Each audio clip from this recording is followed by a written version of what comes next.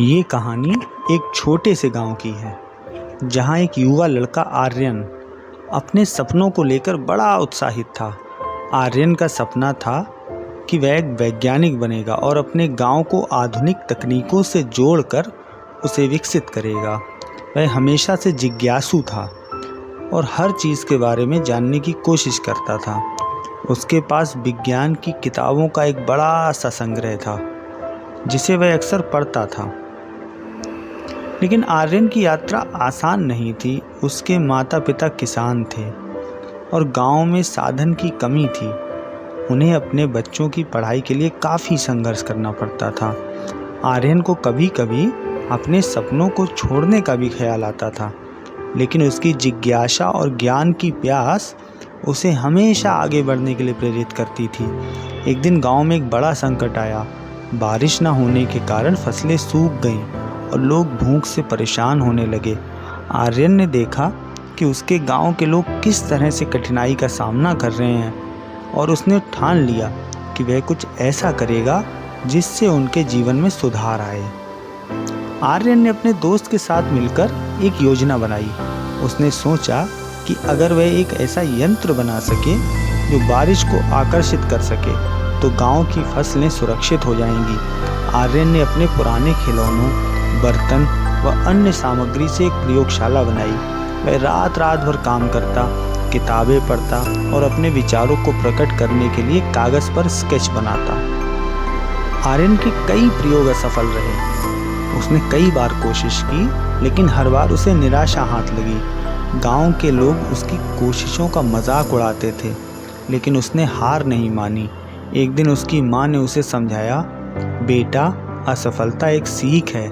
अगर तुम सच में कुछ बड़ा करना चाहते हो तो कभी हार मत मानो। इस सलाह ने आर्यन को नई ऊर्जा दी। उसने अपने प्रयोगों में सुधार किया और नई तकनीकों का उपयोग करने का निर्णय लिया। एक दिन आर्यन ने एक नया यंत्र बनाया जिसे उसने वृष्टि आकर्षक यंत्र नाम दिया।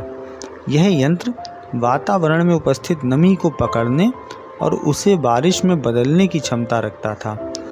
उसने अपने इस यंत्र का परीक्षण गांव के बाहर एक खेत में किया।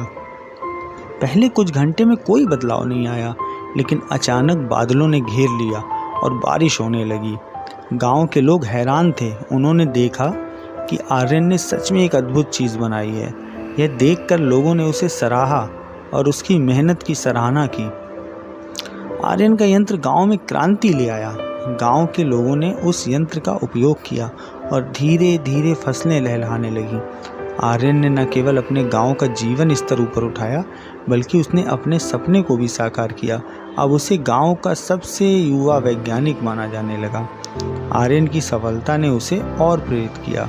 उसने अपनी पढ़ाई पूरी की और बड़े शहर से एक प्रसिद्ध विज्ञान संस्था में प्रवेश लिया। वहाँ उसने और भी नए आविष्कार किए और पर्यावरण के प्रति अपनी जिम्मेदारी निभाई। गांव के लोगों ने आर्यन को हमेशा याद रखा। वह उनके लिए सिर्फ एक वैज्ञानिक नहीं, बल्कि एक प्रेरणा बन गया।